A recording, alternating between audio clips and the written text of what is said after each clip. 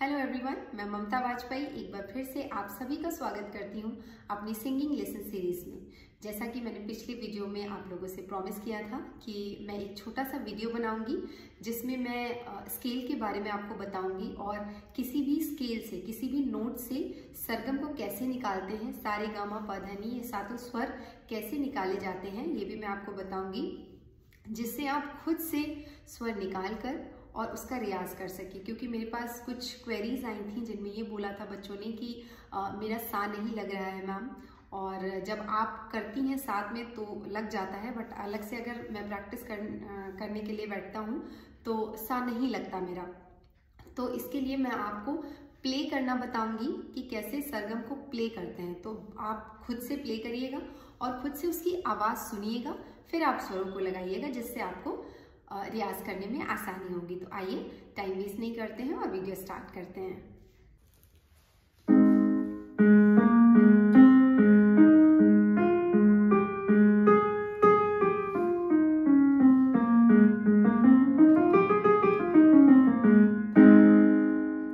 ये है G sharp scale, जहां से हम लोगों ने अभी तक रियाज किया है, और मैंने आपको जो सरगम और जो भी रियाज बताया है वो सब जी शार्प स्केल से बताया है।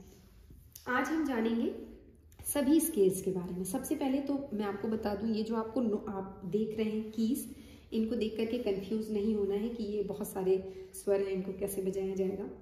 मैं आपको बता दूं, ये पूरे कीबोर्ड में, पूरे कैसियो में, इसमें सिर्फ आपको सारे गामा पा धा नी सा, बस ये 7 स्वर हैं, सारे गामा पा धा नी। ये सारा जो कीज दिख रहा है आपको, ये सिर्फ सारे गामा पा धा नी यही बजाता है, ठीक है। और इसी के जो 12 नोट्स टोटल मैंने बताए हैं वो सारे 12 स्वर ही इसमें हैं। इसकी सिर्फ आवाज जो है उसमें चेंज है। साउंड मैंने आपको ऑलरेडी सिखाया है, जो साउंड्स है ना वो डिफरेंट है। बाकी आप सिर्फ और सिर्फ इसमें ये मान के चलिए कि सारे गामा पा धा नी। देखिए 7 स्वर ही होते हैं जिनसे गाने बनते हैं, 7 स्वर ही होते हैं जिनका हम रियाज करते हैं, वही 7 स्वर होते हैं जो कि हम राग में प्रयोग करते हैं। तो सिर्फ 7 स्वर ही हैं, 7 स्वरों में ही जो भी है वो सब कुछ है। तो आपको कंफ्यूज बिल्कुल भी नहीं होना है। आप इसकी सिर्फ आवाज चेंज होती है। आवाज क्यों चेंज होती है? देखिए there are 3 octaves in the music. Music में 3 ऑक्टेव होते हैं। एक तो लोअर ऑक्टेव, दूसरा है मिडिल ऑक्टेव और तीसरा है हायर ऑक्टेव। हायर ऑक्टेव आप सबसे पहले जानते हैं लोअर ऑक्टेव। लोअर ऑक्टेव क्या है? देखिए लोअर ऑक्टेव में आपको सुन के ही पता चल रहा होगा कि जो नीचे के स्वर होते हैं उनको लोअर ऑक्टेव कहते हैं। देखिए लोअर ऑक्टेव का आवाज भी देखिए कैसा होता है, बहुत भरा हुआ होता है, ठीक है। ये लोअर ऑक्टेव हो गया। आप चले जाएंगे मिडिल ऑक्टेव पे, ये मिडिल ऑक्टेव आपका हो गया। मिडिल ऑक्टेव में ही ज्यादातर हम रियाज करते हैं, गाते हैं, और गाने जो भी होते हैं वो हम लोग गाते हैं, ठीक है। उसके बाद आता है हायर ऑक्टेव। हायर ऑक्टेव देखिए आगे ऊपर जाएंगे तो आवाज पतली होती जाएगी, है ना। देखिए आवाज पतली होती चली गई, तो वो हो गया हायर ऑक्टेव। तो ये lower octave, middle octave and higher octave, बस इतना आपको जानना है। अब आते हैं स्केल्स क्या होता है। देखिए स्केल्स जो होते हैं वो वेस्टर्न, उसमें जैसे मैं जी शार्प आपको बताती हूँ, तो ये स्केल्स के कुछ नाम रखे गए हैं, उन्हीं नामों से पहचाना जाता है और बजाया जाता है। तो सबसे पहले हम जानते हैं, देखिए आप ये समझ लीजिए, ये पूरे कीबोर्ड में आपको देखिए 2 की मिलेंगी, फिर ये 3 की मिलेंगी, ये हो गया आपका 1 ऑक्टेव, ठीक है। फिर ये 2 की मिलेंगी, फिर ये 3 मिलेंगी, ये 5-5 का देखिए डिवाइडेशन किया गया है। 7 और 5 12, मैंने हमेशा आपको बताया है 12 स्वर होते हैं, ठीक है। तो देखिए 5 ये और 1 2 3 4 5 6 7 ये टोटल 12, ठीक है। तो 12 स्वरों का 1 ऑक्टेव बनता है। तो ये 1 ऑक्टेव, ये दूसरा ऑक्टेव, ये तीसरा ऑक्टेव, ये चौथा ऑक्टेव, ये 5वां ऑक्टेव, यानी कि ये जो कैसियो है ये 5 ऑक्टेव का कैसियो है, राइट। हारमोनियम जो होता है उसमें 3.5 ऑक्टेव होता है, लेकिन जो कीबोर्ड होता है ये बड़ा होता है, इसमें स्पेस ज्यादा होता है, तो they give the more octaves in this instrument, right. So अब हम समझते हैं स्केल क्या है। देखिए ये दूसरा, दो काले और 3 काले, ये 1 ऑक्टेव बना। अब ये 2 काले के जो पहले वाला स्वर होता है उसको कहते हैं सी, ठीक है। इसका नाम है सी।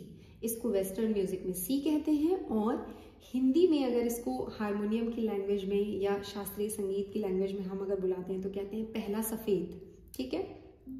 ये सी है और इसको हिंदी में पहला सफेद कहते हैं। ये सी शार्प है, ठीक है, इसको पहला काला कहते हैं, ठीक है, पहला सफेद पहला काला, यानी कि सी और सी शार्प। फिर आता है डी, डी शार्प, तो ये क्या हो गया, ये दूसरा सफेद हो गया, ये दूसरा काला हो गया। फिर आते हैं ई, ठीक है, सी शार्प, डी शार्प, ई यानी कि तीसरा सफेद, ई यानी कि तीसरा सफेद। तो ये सारे गा हो गया, देखिए, ठीक है, सारे गा, ये सी स्केल से सारे गा हो गया, ठीक है। अभी सारे गा मैंने कैसे बजाया है ये आपको मैं बताती हूँ।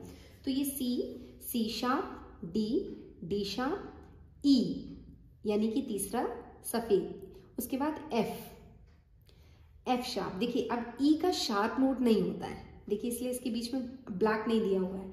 ई के बाद डायरेक्ट आएगा F sharp, G sharp, then यहाँ पे जी के बाद एच नहीं बोलना है, ठीक है। जी के बाद आपका आएगा ए शार्प एंड बी, ठीक है। अब बी के बाद देखिए फिर से वही शुरू हो गया, ये देखिए दो ब्लैक आ गए।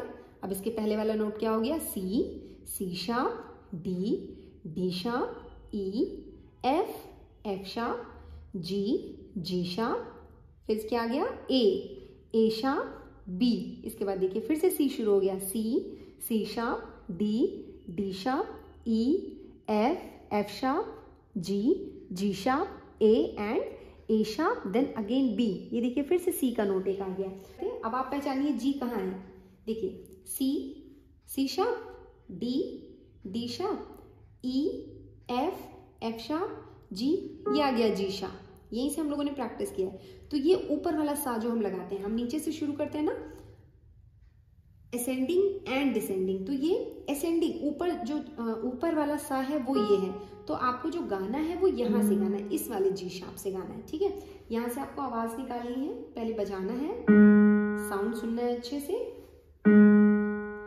सा, देखिए साउंड सुना, सा, ठीक है। अब मान लीजिए आपका रे नहीं लग रहा है, ठीक, तो अब हम देखते हैं कि सारे गामा पधा नीसा ये बजता कैसे। अब आप किसी भी स्केल से 12 काउंट कर लीजिए, ठीक है। सपोज हम यहाँ से यहाँ उंगली रखिए अपनी और यहाँ से आप 12 काउंट कर लीजिए। 1, याद रहे कोई भी नोट छोड़ना नहीं है। 1 2 3 4 5 6 7 8 9 10 11 12 के बाद देखिए फिर से वही नोट आ गया जो यहाँ था, देखिए थर्ड ब्लैक है ना, यहाँ से ये फिर से वही नोट आ गया। अब इसको आप कॉपी पे लिखते जाइए। सबसे पहले लिखिए सरगम डाल करके हेडिंग डालिए। अब कैसे बजाना है ये लिखिए, देखिए एक लाइन में लिख दीजिए सा रे ग म प ध नी, राइट। अब इसको कैसे प्ले करना है, जो सा है आपने 12 तक काउंट किए थे, अब ये सा है तो ये नंबर 1 है। अब नंबर 2 आपको नहीं बजाना है, नंबर 3 बजाना है। एक छोड़ना है आपको, ठीक, कहाँ नहीं छोड़ना है वो भी आपको मैं बताती हूँ। सा रे, देखिए आवाज आ गई इसकी रे की। अब रे को पहचान लिया है, अब सा और रे गाएंगे। सा रे, राइट। और अब रे के बाद फिर पहला बजाया, दूसरा छोड़ा, तीसरा बजाया, अभी चौथा छोड़ेंगे और 5वां बजाएंगे, ठीक है, राइट। अब 5 और 6 है ना, इसके बीच में गैप नहीं है। गा और माँ, ध्यान रखिएगा, शुद्ध माँ की मैं बात कर रही हूँ और शुद्ध गा की बात कर रही हूँ। तो गा और माँ दो ऐसे स्वर हैं जो बेसिक सीधे स्वर हैं, जो विकृत नहीं है, ठीक है, जो सीधे स्वर हैं उनके बीच में गैप नहीं है। तो आपको पहला बजाना है, फिर तीसरा बजाना है, फिर चौथा छोड़ना है, 5वां और 6ठा बजाना है, ठीक है। तो कौन कौन से हो गए, 1 2 छोड़ा 3, 4 छोड़ा 5 और 6 एक साथ बजाया, राइट। फिर 7 छोड़ा 8, फिर 9 छोड़ा 10, फिर 11 छोड़ा 12, ठीक है। तो 12 और दोबारा से अगर 12 के बगल वाला नोट बजाएंगे तो वही सा आ जाएगा, जो सा आपका यहाँ पे था, ये नीचे वाला सा है और ये आपका ऊपर वाला सा है। तो क्या क्या बजाएंगे, 1 3 5 6 8 10 12। फिर से समझिए क्या बजाना है, 1 3 5 6 8 10 12, राइट। अब देखिए इसको बजाएंगे तो देखिए सारेगामा पधा नी निकलेगा।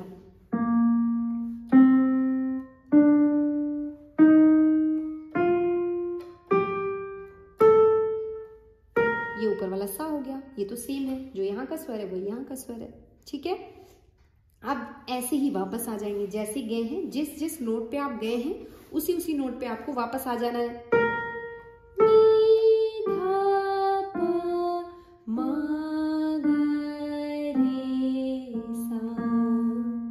बज गया सारेगामा पधा नी सा।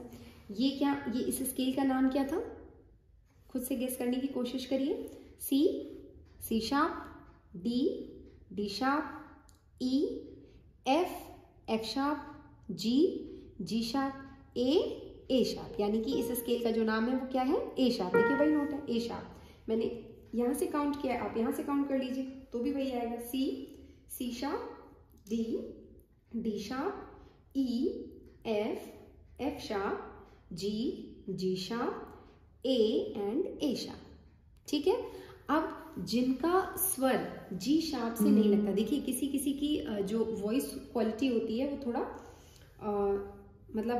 जो बॉयज होते हैं उनका जो वॉइस स्ट्रक्चर होता है वो हम लोगों की अकॉर्डिंग, गर्ल्स के अकॉर्डिंग थोड़ा चेंज होता है। तो उनका कभी कभी क्या होता है, नोट जी शार्प से आपका सा नहीं लगेगा, तो उनका मेनली जो स्केल होता है सी शार्प होता है। बट बच्चों का जो स्केल होगा वो लगभग यही लगेगा। तो आपका ये आपके ऊपर है। मान लीजिए अगर आपका जी शार्प से स्केल नहीं लग रहा है, आप सा नहीं लगा पा रहे हैं जी शार्प से, आपका बहुत नीचे लग रहा है, आवाज बहुत हैवी हो जा रही है, आप जी शार्प पे सा नहीं लगा पा रहे हैं, तो आप खुद से स्केल चेंज कर सकते हैं। आप यहाँ से चेक करिए, अगर यहाँ से सा लग जा रहा है तो यहाँ से सारेगामा पधा नी सा अपने आप निकाल करके और उसकी प्रैक्टिस करिए। अगर यहाँ से लग जाता है आपका सा, तो यहाँ से सारेगामा पधा नी सा निकाल करके प्रैक्टिस करिए।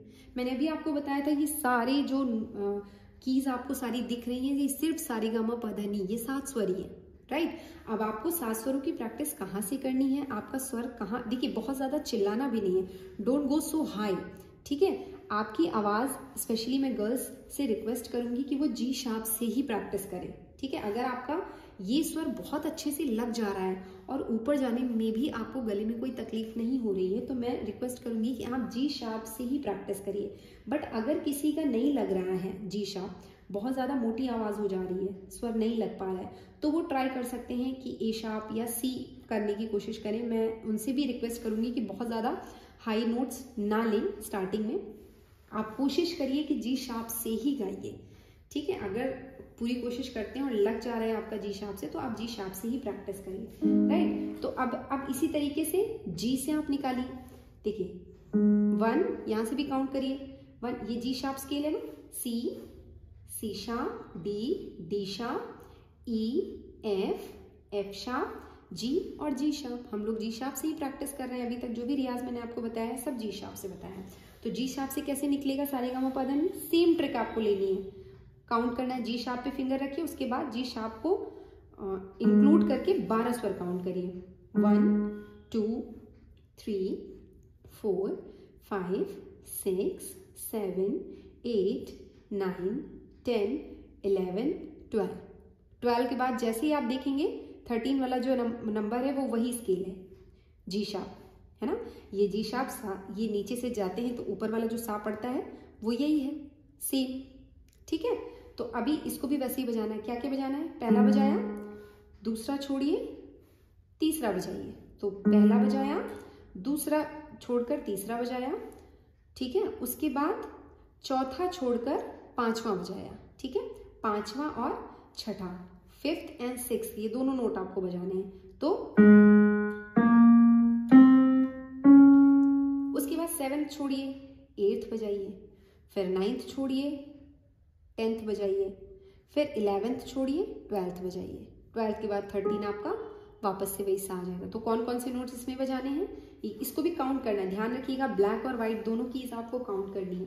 तो पहला बजाया, दूसरा छोड़कर तीसरा बजाया, चौथा छोड़कर पांचवा बजाया, पांचवा और छठा 5th और 6th नोट बजाया, फिर 7th छोड़ा, 8th बजाया, फिर 9th छोड़ा, 10th बजाया, फिर 11th छोड़ा, 12th बजाया। सिर्फ आपके 2 नोट्स ऐसे हैं, गा और मा, जिनमें आपको गैप नहीं देना है, ठीक है।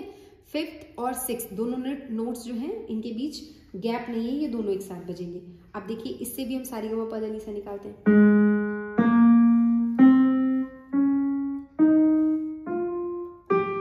सा, ये ऊपर वाला सा है, ये तो प्ले ही होना है, ठीक है। अब इससे गाइए सा रे गा मा पा धा नी सा, वापस भी वैसे आएंगे सा नी धा पा मा गा रे सा, राइट। अब इसकी फिंगरिंग का भी देखिए आपको ध्यान रखना है।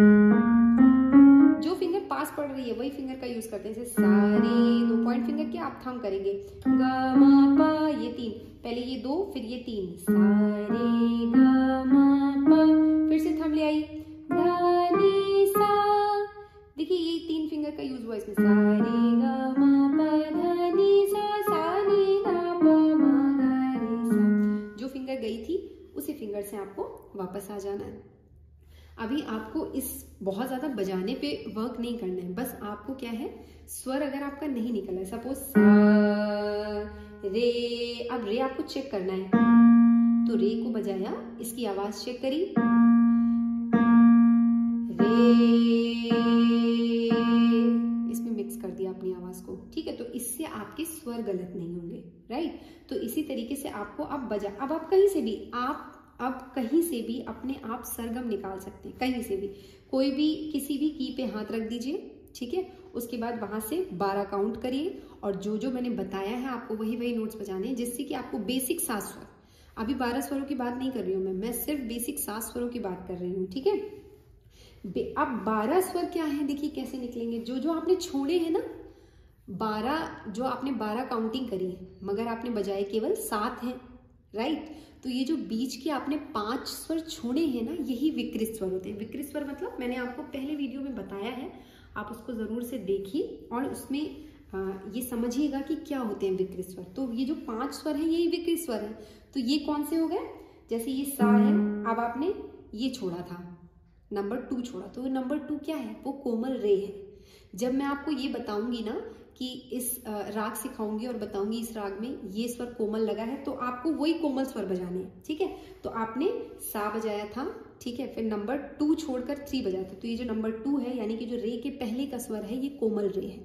फिर आपने 4 छोड़ा था और 5 पे गा बजाया था, यानी कि जो ये आपने नंबर 4 छोड़ा था ये गा के पहले का स्वर है, यानी कि ये कोमल गा है, राइट। फिर आपने 6 बजाया था माँ, उसके बाद आपने 7 छोड़ा था, राइट। तो 7 छोड़ करके आपने क्या प्ले किया था, 8। तो ये जो नंबर 7 है ये क्या है, माँ के बाद आया है, तो ये तो शुद्ध माँ था, तो ये तीव्र माँ है, राइट। तो आपका जो नंबर 2 है यानी कि जो रे के पहले का स्वर है वो कोमल रे है।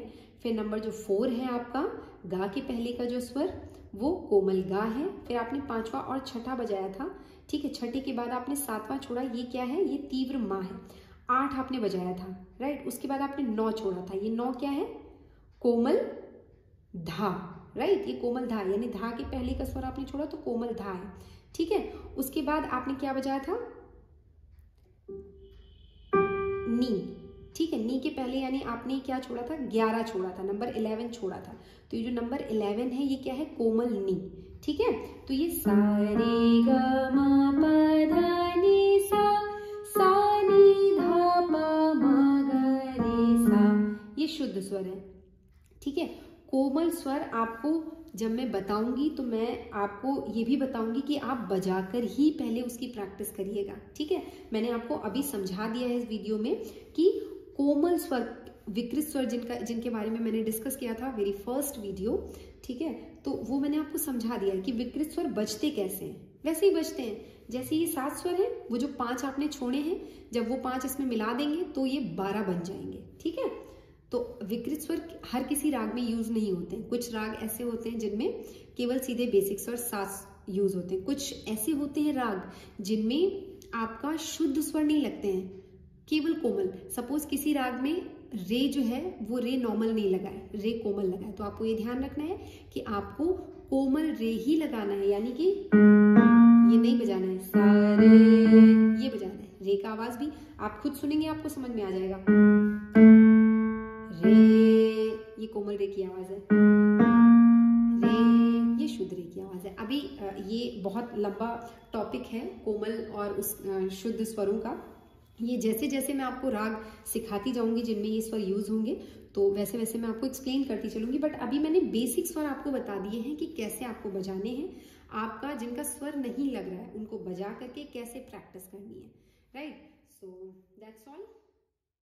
Thank you very much for watching it. और अगर आप में से कोई ऐसा है जिनके पास हारमोनियम, कीबोर्ड या कैसियो कोई भी इंस्ट्रूमेंट नहीं है, तो आजकल मोबाइल पर भी बहुत सारे ऐप आते हैं, तो आप कोई भी कीबोर्ड का एक ऐप डाउनलोड कर सकते हैं और उसमें से स्वर को पहचान करके, स्वर लगा करके, प्ले करके, सरगम निकाल करके, जैसे मैंने बताया है आपको, उस तरीके से उसकी प्रैक्टिस कर सकते हैं। ध्यान रहे स्वर गलत नहीं लगाना है आप लोगों को। बजाइए, सुनिए, और जो आवाज़ आपके इंस्ट्रूमेंट कीबोर्ड से निकल रही है आपको बिल्कुल सेम, अगर आपके पास हारमोनियम है मच बेटर, अगर सेम आवाज़ आप सुनकर नहीं लगाएंगे या कुछ भी अपने मन से और गलत स्वर लगाते जाएंगे, तो वही आपके दिमाग में फिट होता जाएगा, वही आपके गले में फिट होता जाएगा। तो ध्यान रखें, गलत स्वर नहीं लगाएंगे। इसलिए मैंने आपको प्ले करना भी सिखा दिया है। एटलीस्ट आप 12 स्वर प्ले कर सकते हैं। प्ले करके उनकी आवाज़ सुनिए पहले, फिर उसी आवाज़ में अपनी आवाज़ को एकदम मैच